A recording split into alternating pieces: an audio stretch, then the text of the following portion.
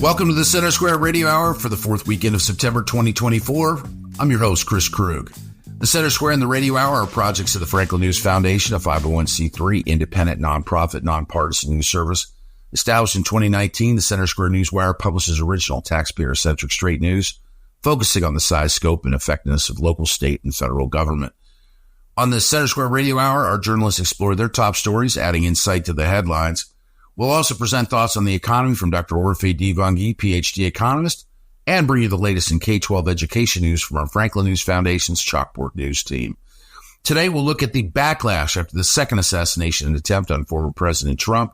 We'll hear about the California Assembly's efforts to increase accountability in state homelessness programs, and we'll discuss the Federal Reserve's rate decision. We'll be right back with all that and more in the Center Square Radio Hour.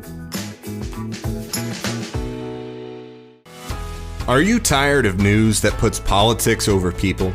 At the nonprofit Franklin News Foundation, we believe in putting people over politics by delivering nonpartisan news and audio content that serves you, the American taxpayer. With Franklin News Foundation, you can read fact-based, state-focused news for free at thecentersquare.com. You can listen to civil, balanced conversations between policy experts through our podcast network at americastalking.com. Or you can get in-depth news on K-12 education spending, curriculum, and school safety at chalkboardnews.com. It's all free through Franklin, where we put you, the American taxpayer, first in every story, episode, and conversation. And it's only possible through our supporters. Together, we can produce content that puts people over politics and brings Americans the news they deserve. Become a supporter today at franklinnews.org/donate. Once again, that's franklinnews.org/donate. Welcome back to the Center Square Radio Hour. I'm Chris Krug. With more on the assassination attempt, it's Dan McCaleb. Former President Donald Trump survived a second would-be assassination on his life last weekend while he was playing golf at his West Palm Beach golf club, raising more questions about the divisive rhetoric in the country and of how the U.S. Secret Service protects high-profile subjects like former President Trump. Joining me to discuss this is Casey Harper, Washington, D.C. Bureau Chief for the Center Square. Casey, it's sad that we're having to talk about a second attempt on the former president's life. Let's start with what happened at the golf course. Yeah, sad. I mean, presidential assassinations might become a beat, which is, I agree, very sad, troubling. It's reminiscent of school shootings, which at one time were enough to grab the attention of the nation for weeks and now have become so common that people are a bit numb to them. And hopefully we don't get to that same place with these attempts on the president's life. So, you know, what we do know, and of course this is all from law enforcement reports, press conferences, etc. We know they've identified the would-be assassin as Ryan Ruth, 58-year-old, who camped outside of Trump's golf course for about 12 hours, according to his cell phone data. He had looks like a bag of food, and he had a weapon, and he had basically, you know, there's a lot of, if you look at photos, there's a lot of shrubbery around this fence, this chain link fence around the golf course, and he kind of nestled himself into a spot, what they call a hide for snipers in the military. He had found his own hide and was actually distance-wise, he still was a bit far from Trump, but Trump was making his way towards the assassin as he played through these holes. And thankfully, a Secret Service agent who was going ahead of Trump to scope out the area spotted him. They got some shots off, but the would-be assassin was able to escape, jumped in his car, but people took photos. He was arrested. And now he's facing the federal charges, although Florida Governor Ron DeSantis, who has launched his own investigation into the whole ordeal, has also said he wants life in prison, and there's talk that he has jurisdiction to charge him with attempted murder, which could actually get him life in prison. So, you know, those are the facts of the case. Trump is fine, thankfully, but it's a troubling sign, and you know, we're still have a few months left in this election, and hopefully we don't have to address this topic again, Dan. One thing to talk about is right now, the would-be assassin Ryan Wesley Ruth, who is 58 years old, as of now, he's only been charged with gun charges, possession of a firearm as a felon. He does have a criminal history and possession of a firearm with an obliterated serial number. He has not been charged with attempted assassination or attempted murder by the feds.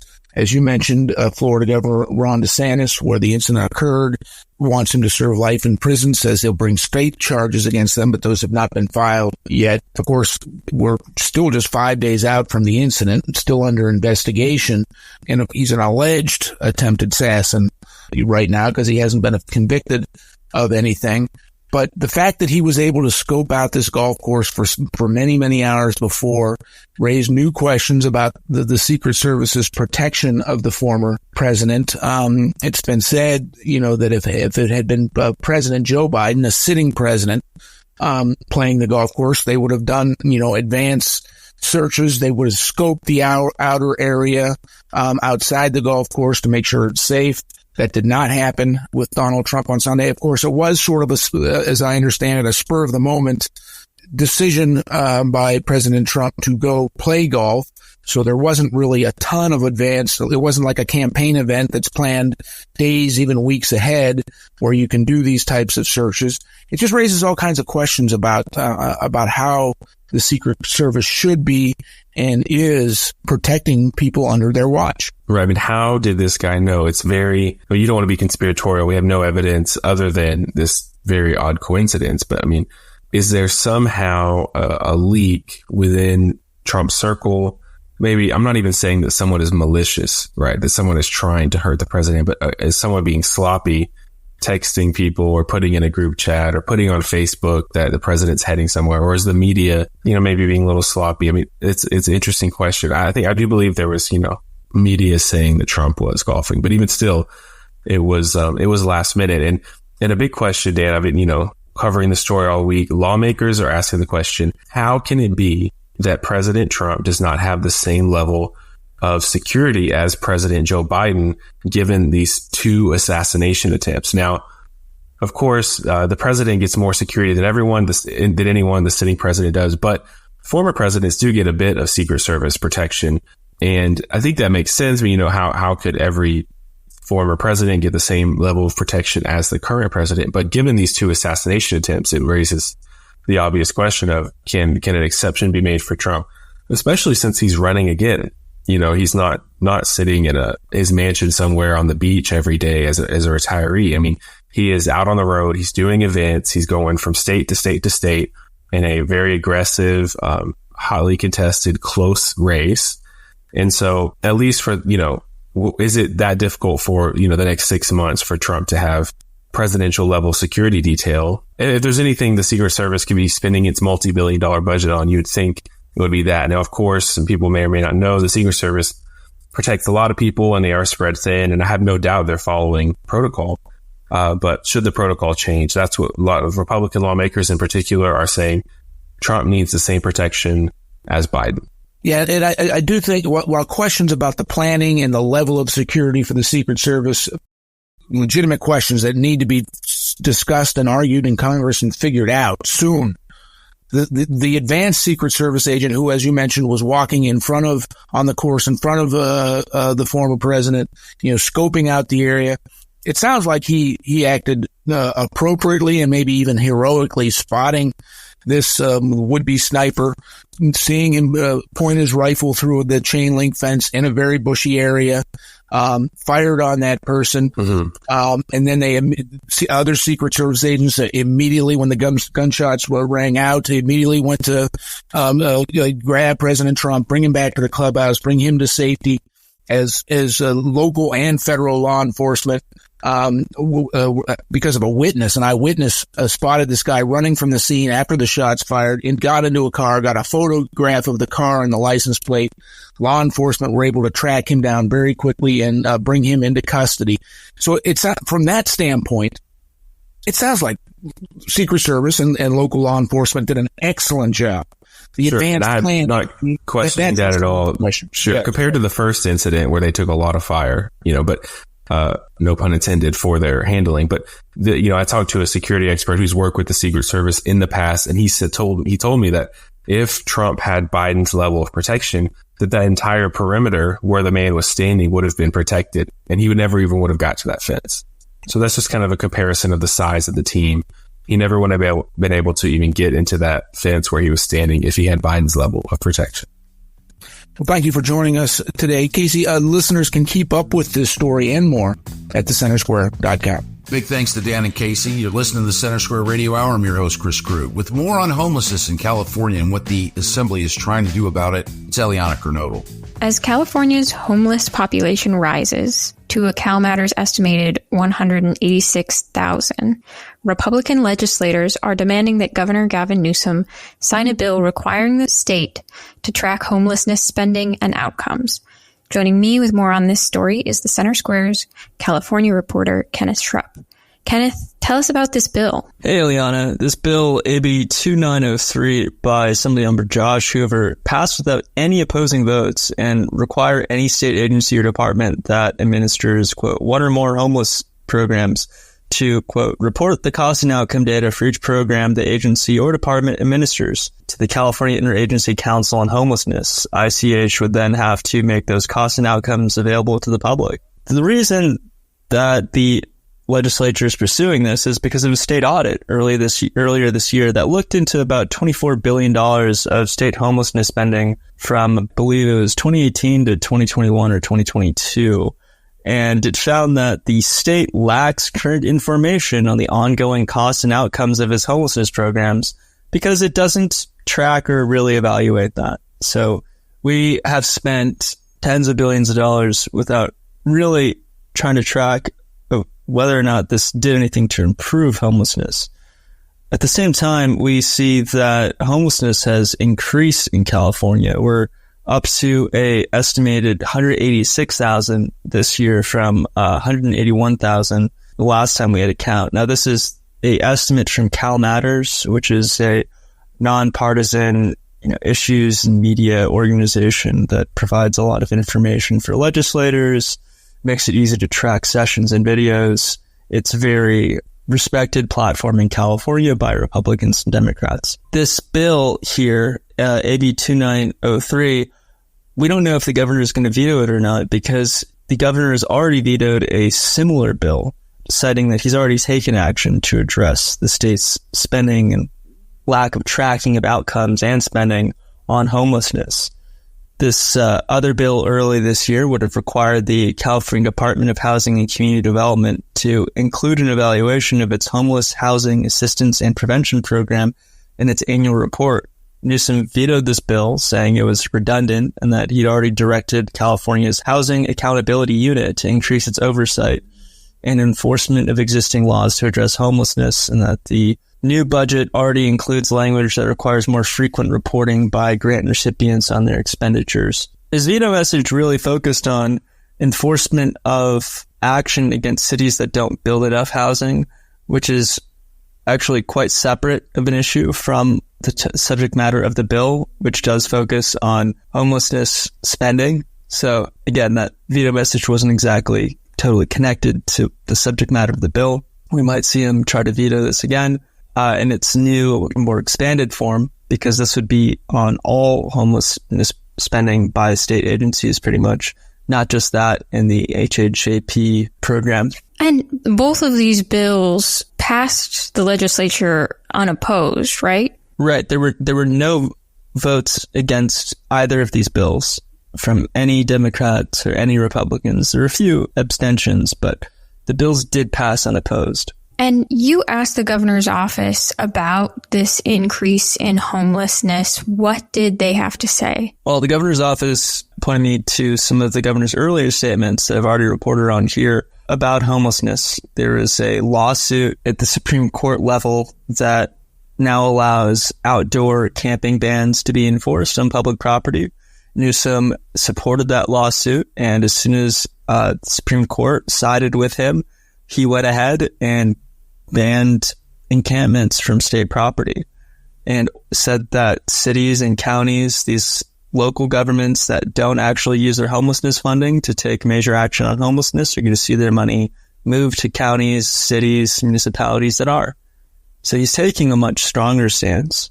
There's even a video of him earlier this summer picking up parts of encampments in Los Angeles and coming out and blaming the LA County Board of Supervisors for not taking enough action. Now, when it comes down to the actual count, we see complaints that the CalMatters assessment only included data from 32 of California's 58 counties. I would suppose that Newsom's team is hoping that in the remaining counties, data shows that things have improved. That's not something that could be entirely outside the realm of possibility, though there are problems with these counts. They use all kinds of different methodologies. They have different firms doing all this data collection. And sometimes the vendors that are used to do these counts vary year by year. There's very little funding available for the counts. There's an incentive at some side to try to count as many people as possible to maximize your funding that you get from the state or federal government. However, there's also the political ramification of if you have a jurisdiction where your counts show growing homelessness, you might get punished by voters for seeming not to be taking enough action. So there are a lot of maligned incentives to distort reality one way or the other, either overcounting or undercounting. Is this something that if this bill went into effect, would it address that in any way? This bill would not standardize the count, and I believe that is a serious impediment to California achieving its stated goals on homelessness, which is to figure out what the situation is and bring it under control. Well, Kenneth, thank you for your insights on this story. Listeners can keep up with this story and more at thecentersquare.com. Thank you, Eliana and Kenneth. You've been listening to the Center Square Radio Hour. I'm your host, Chris Krug, with more on the federal rate decision. Let's go back to Dan McCaleb. The Federal Reserve this week announced the first rate cut to the federal funds interest rates of 50 basis points, the first cut in more than 4 years. Joining me to discuss this is Casey Harper, Washington, D.C. Bureau Chief for the Center Square. Casey, tell our listeners what happened this week and what it means for them. Yeah, I mean, this is the biggest economic story in a while, Dan. I mean, it sounds technical, what are basis points, but it's very important. It's huge for housing. It's huge for inflation, the economy, and even the election. So the U.S. Federal Reserve controls the federal funds rate, which is their way of manipulating interest rates to either accelerate the economy or get inflation down. Those two goals, those two actions kind of run contrary to each other. So when they raise interest rates, it slows down inflation, but it can hurt the economy, hurt the job market in particular. And when they lower interest rates, it could stimulate the economy, but it actually leads to higher inflation. So, of course, we've had runaway spending and a huge spike in inflation. It began near the end of the Trump administration, but really took off under the Biden administration, especially as during the pandemic, there's several $1 trillion in federal spending. Much of it was deficit spending. It's not paid for, adding to the debt. The national debt is now over $34 trillion in deficits. Deficits before the pandemic never topped $1 trillion, but now they're regularly $1 or $2 trillion, which is, we can talk about the debt more if we want, but it's not a good sign for the future outlook. And debt as a share of GDP is growing as well. So you've got this environment coming into this week where debt is huge. The deficits are in a bad place. Congress is spending at a rapid rate in the last 4 years, and inflation has spiked. I mean, we saw inflation go up to like 9% earlier in Biden's term, but now inflation has slowed. It's down to around 3%. Now, of course, that doesn't mean the prices went down. Prices are still much higher than they were when Biden took office, and that's important to note. I mean, it's not like your eggs are going to get cheaper when you go to the grocery store. They're still much more expensive, but the rate at which they're getting more expensive is more normal now. All right. And so, because of that, the Federal Reserve felt that it was okay to start cutting interest rates. So they cut by 0.5 percentage point, which was seen by experts as an aggressive rate cut. It sends a message to investors, to the market, that the Federal Reserve feels the economy is doing well, that the labor market needs a little bit of help, and but that they feel inflation maybe is not totally solved, but is going to be fine or fine enough to cut this rate. So it's really a good economic indicator, and really probably no one is rejoicing more than Kamala Harris, who is running on this economic record right now.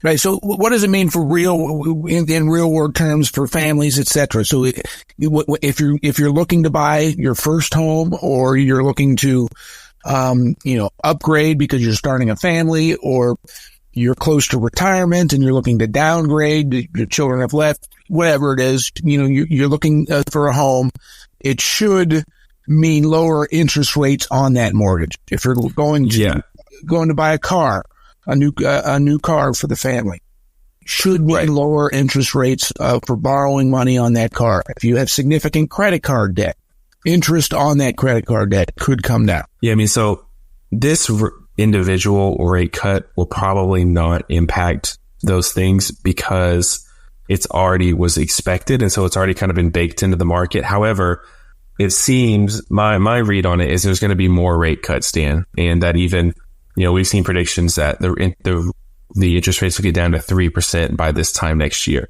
And if that happens, yes, and I think it will happen, yes, you're going to see a decrease in, for instance, mortgage rates. It's going to be much cheaper to get a loan to buy a house. I think that impacts so many people. I have friends, I'm sure people who they wanted to buy a house, but man, these interest rates, the house that they could have afforded 2 years ago, they can't now because they can't afford the interest rate. So I can tentatively project that are going to see those come down over the next year to a more reasonable place, a better place for buyers to be able to afford more.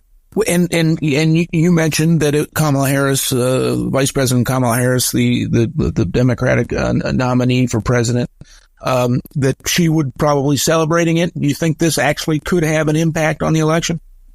I definitely think it can, because it's seen, Federal Reserve Chairman Jerome Powell and President Joe Biden both said, they use the language of this is not a victory lap, quote unquote victory lap.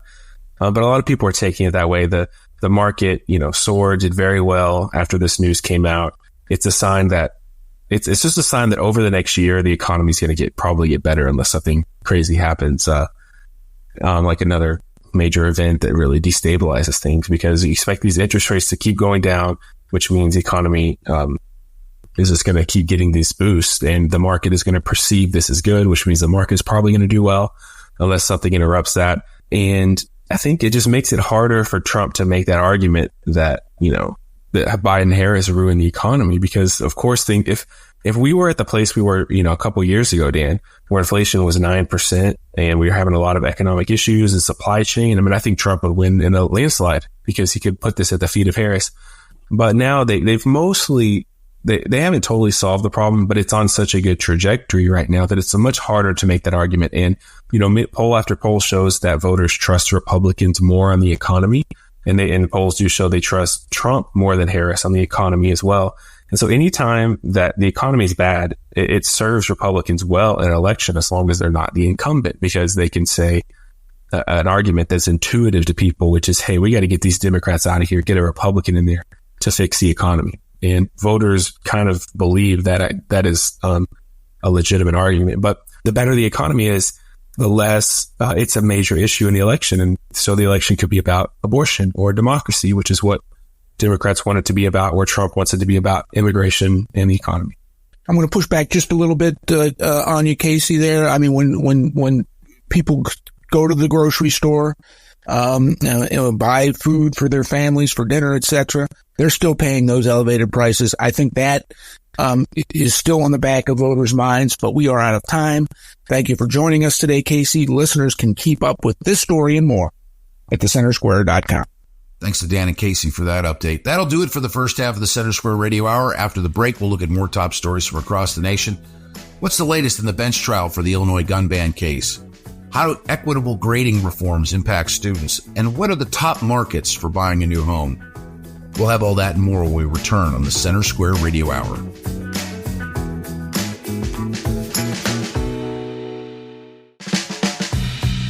Welcome back to the Center Square Radio Hour. I'm Chris Krug. Here are this week's quick hits, some of the original reporting you may have missed at thecentersquare.com.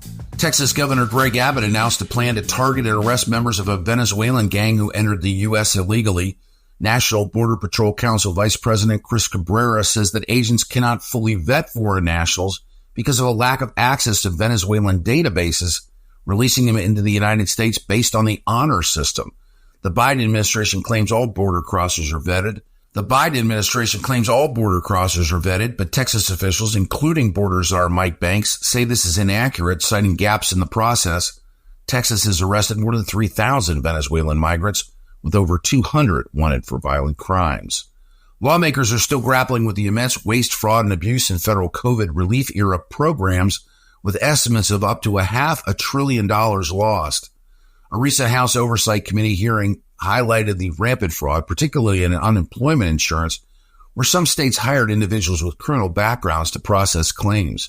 Federal agencies have only recovered a fraction of the stolen funds, and watchdogs warn that more needs to be done to prevent future losses. Congress has passed some fraud prevention measures, but experts stress the need for increased oversight, security measures, and data access. New York City Mayor Eric Adams is facing increasing pressure from fellow Democrats to resign amid multiple federal investigations and recent high-profile resignations from his administration. At least 4 federal probes are ongoing, with subpoenas and search warrants issued to several top aides. Resignations include NYPD Commissioner Edward Caban and Adams' chief legal advisor, Lisa Zornberg. City Councilwoman Tiffany Caban and other Democrats have criticized Adams for alleged corruption and mismanagement, while Adams insists he has not been accused of wrongdoing and remains committed to his mayoral duties. Ohio State troopers have been deployed to Springfield schools following a wave of nearly 40 bomb threats and false claims against Haitian refugees. Republican Governor Mike DeWine sent 36 troopers to secure the district's 18 schools, which serve 67,000 students. While the threats have been unfounded, DeWine emphasized the importance of taking precautions. Springfield, Ohio Mayor Rob Root called allegations about Haitian refugees made by former President Donald Trump and Senator J.D. Vance untrue, and has urged for help and unity rather than division. An audit of Virginia's voter data in alignment with Governor Glenn Youngkin's August executive orders revealed that over 6,300 non-citizens were removed from voter rolls in the past 2.5 years. The Electoral Process Education Corporation found that between May 2023 and June 2024, 1,973 non-citizens were removed, with 399 having voted since 2019. These non-citizens cast a total of 938 ballots. EPEC's findings highlight that while non-citizen voting is still infrequent, it poses a concern in close elections. In Virginia, it's a Class 6 felony to knowingly cast a ballot illegally. You can find more on these stories and others like them from across the country at thecentersquare.com. We'll be right back with more on the Center Square Radio Hour. Teacher Lauren Johnson returned all the graded essays but one. He believed that one student was capable of more. I don't believe taking the middle of the road is your philosophy. This time, write something you really believe. The student wrote a new one about excellence. Instead of just grading an essay, Mr. Johnson changed a life. I am that student. I became a writer, and I wrote this to thank him. Thank a teacher and pass it on from passiton.com. Welcome back to the Center Square Radio Hour. I'm Chris Krug. With more on the Illinois gun ban case, it's Dan McCaleb. A long-awaited legal challenge to Illinois' 2023 law banning more than 170 semi-automatic handguns and rifles and magazines over certain capacities went to trial this week in East St. Louis. Illinois Associate Editor Greg Bishop was in the courtroom all week and joins me today to discuss the case. Welcome, Greg. Evidence and arguments in the civil case concluded today. Tell us about it. Yeah, and it was rather fascinating. Well, of course, there's a lot to say about the testimony inside the courtroom. I think that Judge Stephen McGlynn really made the headline when, in closing out after final conclusive statements from plaintiffs and the state as defendants, really kind of takes the headline here. Judge McGlynn, he said that when they started this case last year, after the state banned these firearms and people filed in federal court, he questioned why the case was in East St. Louis. And ultimately, after reflecting on that, he asked that people visit the, quote, sacred sites in East St. Louis. And then he went into the history of this town back in 1917, where there was a race riot and scores of black-owned homes burned down because of rage-filled white individuals in East St. Louis. And he talked about all of the stories of people trying to escape from one burning home to another burning home, and even people jumping into the Mississippi River. Young people burned to death, people being hanged, people being dragged by noose, and just horrifying stories. And he says that, big question he asked was, what if those black victims had firearms that they were discussing all week long? So maybe not an indication of how he's going to rule in this case, but it was a rather fascinating way to wrap this case up. And Judge McGlynn making those comments in the final moments of court, and even showing a picture from 1917 where it showed the original federal court building in East St. Louis surrounded by burned out buildings, and saying that to him it looked like it was Vietnam, but that's the history of East St. Louis. So clearly he seems to be elevating the conversation to be about self-defense, and again asking the question, what if these victims of these heinous acts had these banned firearms? Did you talk to either of the attorneys on either side? Did they comment on his closing statement? Yeah, the state, they said they don't comment on pending litigation. Approached them several times throughout the week, and even got a statement from Attorney General Kwame Raoul's office saying they don't comment on pending litigation. But I was able to talk with David Siegel. He's a plaintiff's attorney for the Harrell plaintiffs and the Illinois State Rifle Association. And he said McGlynn's comments really resonated with why he got involved in these Second Amendment cases. He says that self-defense is crucial, and even pointing to a case out of Chicago where years ago there was a challenge to that city's gun control laws, and saying that if he could do anything to help individuals who may be victims of, say, an ex-lover who they have an order of protection in one hand and they're on 911 with the other hand, if he could do anything to save their another life by allowing them to protect themselves by having appropriate firearms, then it was worth getting into this fight. So he said McGlynn's comments really resonated. However, he was quick to say he doesn't want to assume any one way or the other that McGlynn will go with this. As McGlynn finished up the comments, he said they've got 30 days to file briefs back and forth before he makes an order. But Dan, if you recall last year, McGlynn, the judge in this case, he did issue a preliminary injunction it lasted 6 days before the appeals court took the case up and reversed that injunction. So that might give you a little indication on how McGlynn is going to rule in this case. And the case is on final judgment, meaning this is it. This is on the merits. And after this, it's no longer in the district court. And it'll go back up to the appeals court. And what they discussed in getting to the merits of the conversation and the testimony and the evidence they presented throughout the 4-day trial here in East St. Louis, it really focused on the difference between civilian firearms and military firearms. And this was all in an effort to answer the Seventh Circuit Court of Appeals in their order of the preliminary injunction. They sided with the state, saying that the state had a likelihood of succeeding on the merits because the appeals court said that AR-15s are too adjacent, too similar to firearms carried by the military. Now, clear indication and a separation here, semi-automatic firearms, it's one trigger pull per round fired. Military firearms have a switch selector that goes from safe to semi-auto to sometimes burst, which shoots 3 rounds per trigger pull, or sometimes full auto, which you pull the trigger, it'll empty the entire magazine if you keep that trigger pulled. So that was something they discussed in great detail, building that record on final judgment in the East St. Louis case about the difference of military firearms and civilian firearms. The plaintiffs brought experts out who had worked in the firearms industry, developing firearms, talking about the clear difference they see in the materials used for civilian firearms versus military firearms. But you also had the defense with the state calling witnesses, former members of the military fighting overseas in Iraq and Afghanistan, who testified they recommend only semi-automatic firearms, or rather, firing in semi-auto mode while in battle. They say that's more accurate than firing full auto, which sprays bullets all over the place. So they tried backing that up and saying that they would recommend using semi-auto in battle. But even the defense witnesses, both of them, the two that testified this week in court, one of them said Thursday, the final day, that they wouldn't prefer a ban. They would rather have training. They would rather have accountability over a ban. So the plaintiffs saw that as a win in their column.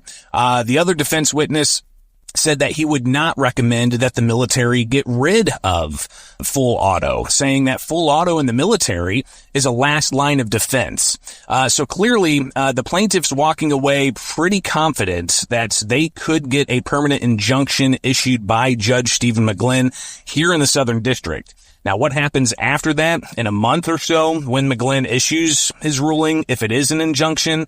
Likely it's going to go to the appeals court, where it's a question of just how quick they would act on any particular type of injunction if McGlynn issues one.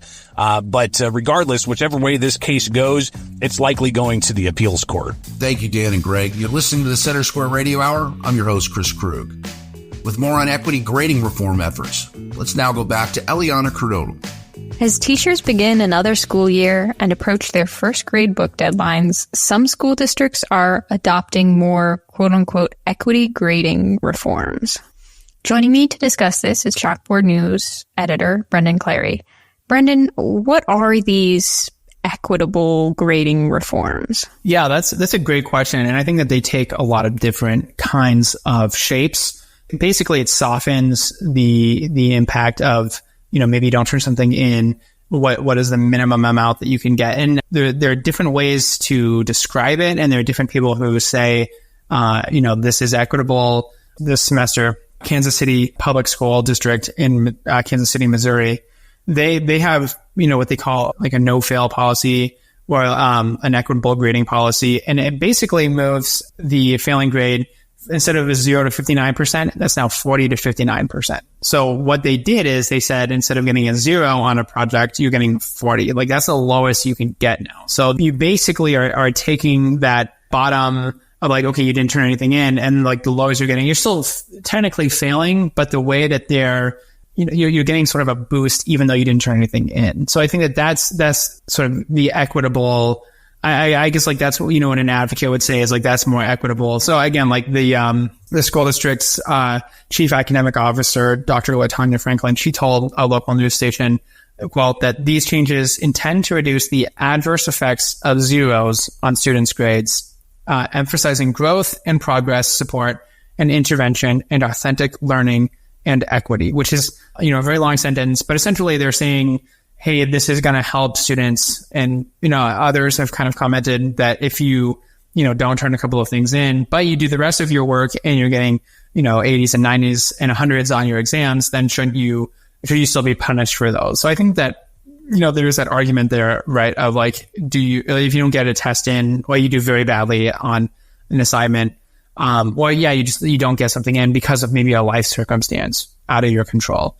Then should you have to pay the price for that all the way through the semester? And so that's, I think, one of the sort of lines that an advocate for an equitable grading policy would have. Yeah, it's sort of effectively weighting successes higher than failures. Right. That's a great way to put it. So basically reducing the harm of that missing assignment, for example, so that it's a 40. So what are the impacts of grading changes like this? Yeah, I think that is usually, so I think that kind of depends on who you ask. If you ask the advocates, I think they would say there's no harm in doing this. There's a very prominent advocate for these equitable grading policies. His name is Joe Feldman. He's got a book called Grading for Equity. And I think that was, quite popular with school leaders, right? Talking about this. And essentially, there are some researchers specifically at the Thomas B. Fordham Institute, and I'm specifically thinking of Adam Tyner, who co-authored a research brief, and our reporter Austin Gergens at Chalkboard News. He spoke with Tyner, and basically he found out that the real world application of these policies generally means that there's little evidence of greater learning and that they generally exacerbate grade inflation. So that's what the report said. Tyner, was willing to share that, basically, that there were lower grading standards with these kinds of equitable grading, policies. And so, that report was, it didn't pull punches, basically said, these, lenient grade policies, they, reduce expectations and accountability for students, and they hamstring teachers' ability to manage their classrooms and motivate students. And I think that they can also confuse parents and other stakeholders. That's what the report said. So all of this is coming from that Fordham Institute report. So I think really, putting it really bluntly, the report said that lenient grading leads to less learning. So I think that is kind of the critical view of these grading policies. What effects do grading policies have on not just maybe what they learn in that class, but kind of more over time from one grade to another, from one class to another? What Tyner told our reporter at Chalkboard News was essentially that the short-term and long-term effects can be seen in a math context. So they found out that you learned less in Algebra 1 if you're assigned to an Algebra 1 teacher who had lower grading standards, but that effect carries over into geometry as well. So I think you would sort of take that with you. And so I think that there's maybe a cumulative effect essentially described there of if you're following an equitable grading policy and they're not holding you to a high enough standard, and you don't turn work in, or you're not thinking about your work in that sort of rigorous way of like, here's what my teacher expects, then you go on to the next grade, the next class, and sort of building out that information, it's going to be weaker. And I think that that's sort of the argument that critics have of this, is that essentially if you're not allowing students to fail, you're not holding them accountable for not turning in the work.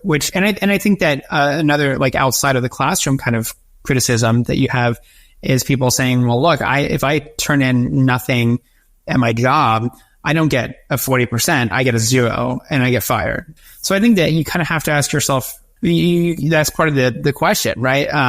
Of what is best for students. Is it teaching them that, their wins count more than their losses? Or do you teach them that it's important to be turning everything in on time because that is a fundamental part of the learning process? Or, more broadly, that's a fundamental part of what it means to be a productive member of society. Well, Brendan, thank you for your insights on this story. Listeners can keep up with this story and more at chalkboardnews.com. Thanks to Eliana and Brendan for that update. You're listening to the Center Square Radio Hour. I'm your host, Chris Krug. Joining me to dig into top markets for buying new homes, it's PhD economist Dr. Orphe Divounguy. Dr. O, so here's the grip. You and I have a disagreement. Well, I shouldn't say it's a disagreement. You have an opinion about new homes. And we want to talk about the top markets that you think that people should be buying a new home. And I'm going to stand up for old homes. So let's talk about this, because you and I both love the real estate market. You work inside the real estate market, it's kind of a core part of what you do. I just like to flip through Zillow and Redfin and think about places to live other than Illinois. So we come at this very differently. Yeah, well, look, the reality is that it's not necessarily that I prefer a new home. Okay. It's just that affordability is the number one concern for buyers today. Well, okay, there's a couple of things. So first, affordability is the number one concern for buyers in the housing market today. Okay. And builders, 61% of builders are offering all types of incentives, right? So they're offering rate buy downs, they're offering to pay for closing costs, right? And so that's really helping. So if you're a first time home buyer out there and you're kind of out there and you're looking and you're not sure if you can afford to buy, very often, all you have to do is go and check out a mortgage calculator like the Zillow Home Loans Buyability. You can put in your credit score. It changes the live mortgage rates to show you exactly what you can afford and the likelihood that you qualify, right? For the home you're looking at on the Zillow map. I think it's fantastic. But anyway, you could then take your buyability and maybe go to like a new home. Get the seller to pay for some of the closing costs, right? Get the incentives, get the buy downs just to make the math work for you, right? You can't get that. You can, but it's more difficult with existing homes. Part of the reason is there's just not that many on the market to start with. Well, that's true. We are still in a very strange place in the real estate market. If I were in a position to move at this very moment, I don't think I'd have a lot of difficulty selling my house and getting, a reasonable price for it. My option where I am for new homes is extremely limited. That new home, because this is not a market where, they're building a lot of new homes. Exactly. Sadly for you. By the way, one more point to make. New construction, cheaper by the square foot in many, many metros. I'm going to get to that. Right. So I think that's really cool. And the reason is the composition has changed, right? New homes are smaller, tend to be on smaller lots. But then when you survey home buyers, the reality is nobody really wants to mow the lawn anymore. Or even the maintenance, having to fix it up. Right. Because money's tight. Let's talk about the markets where people should be looking at new homes, in your opinion. Well, because that's where this is really headed, right? The top markets for new homes: Houston, Texas; Dallas, Texas; Phoenix, Arizona; Atlanta, Georgia; Austin, Texas. Those are places that have just built a ton of housing. You look markets. You're talking about the suburban areas around those. Let's talk about the entire metropolitan area, right? Yeah, okay, fair. If you look at single family permits, they're probably going to be more concentrated towards the suburbs, suburban areas. And look, I mean, top in the country for permits in the last 5 years, Houston, Texas. Yeah.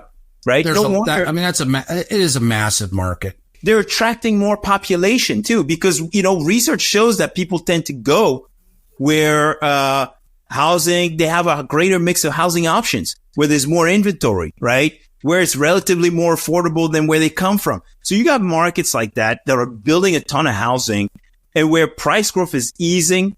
In Austin, prices are even falling, right? Just making it more affordable for people.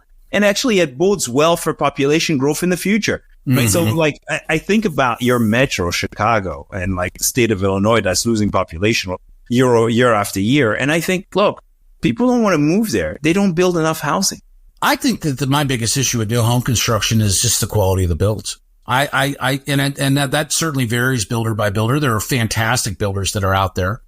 And my intention is not to make a mass condemnation for the new home construction industry. But you got to pick your builder very carefully. That attention to detail on a completed job, just because it's new doesn't mean it's right. And as far as horror stories, I've heard people with a lot more scary stories about new home builds than I have with existing homes. Let me tell you something. Or we could stop building altogether, right? And it's just going to be worse for everyone. Okay.